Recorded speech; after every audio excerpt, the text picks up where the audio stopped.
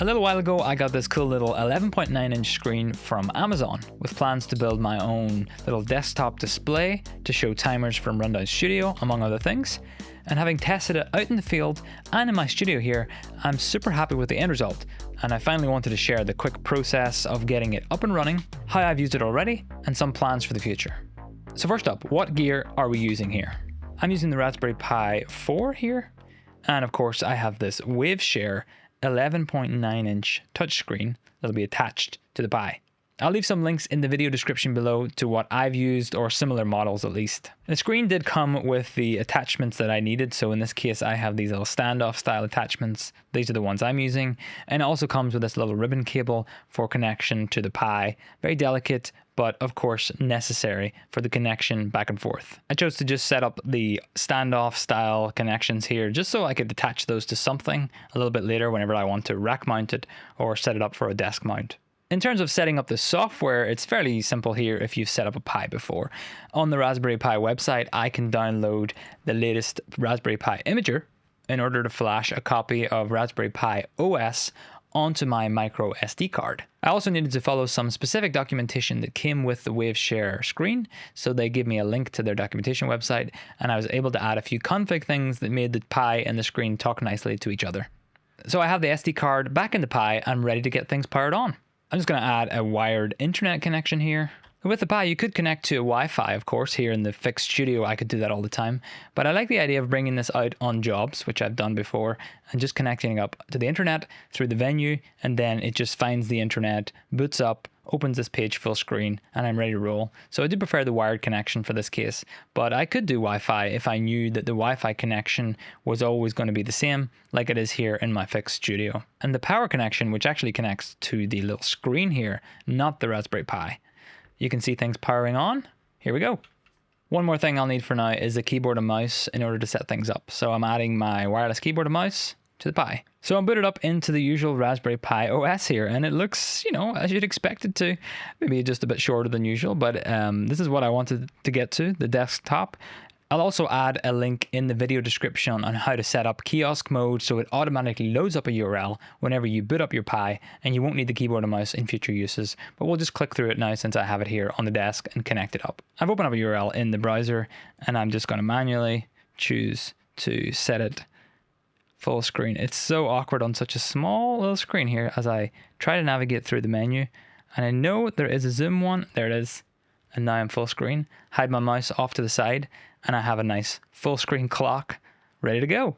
Let's talk a bit more about Dashmaster 2K. Now, you can use whatever tool you want, of course, whatever URL you want, just open it up on the Pi. But in this case, I think it's a really good use case for Dashmaster 2K, a tool that we built to make dashboards for live production needs. You can use it to show live stream chat, YouTube videos, timers, clocks, have links and buttons, and even chat with others viewing the same dashboard. For this widescreen Pi setup, I'm actually taking advantage of a devices feature that we have in Dashmaster 2K. A Dashmaster 2K device is like a special link that you can generate and open on any browser. And once that's opened, you can use Dashmaster 2K's website to push any of our dashboards to that device. So in this case, the Pi boots up, shows the URL to the device, and then from any other computer, I can send whatever dashboard I've created to that device without having to mess around and connect the keyboard up again and the mouse and click around. I can just do that, remotely monitor it, and set it up from another computer. And that's particularly useful in this case because I imagine this little Pi device will be in my rack or somewhere that it's not so easy to get behind it and add a connection for a Bluetooth mouse or keyboard. I want to be able to control it and administrate it from afar. So the devices link is perfect for this. Now it's nothing special, it's just a timer right now, but I can make a change to it and you'll see those changes update on the Pi. So now I have two clocks because you can never have enough clocks. I've added one of our production clocks on the left hand side and then a built-in stage timer clock on the right. However, I can even change that to a YouTube video, for example. And what's nice about the touchscreen here is I can actually press play on that video. When I bought this device, I wasn't really expecting to use it with Dashmaster, to be honest, but I think it's actually working out really well. That's me done talking about Dashmaster. You can check it out if you want.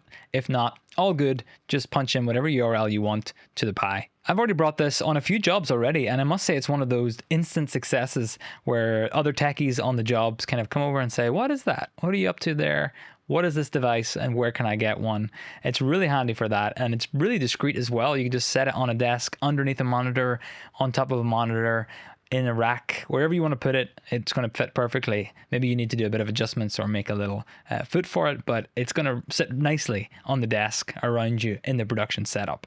And with that said, I do have some future considerations and things I'm going to tweak whenever I take it out on more jobs. The first thing to tweak is a stand of some sort. Now, if I set it here on the desk, the little standoffs from the Pi actually put it at a perfect angle for me viewing. So it doesn't look great on the camera, of course, but for me sitting at the desk here, it's actually quite nice. Gives me a nice glanceable time, works perfectly for that. However, not all desks are going to be the same.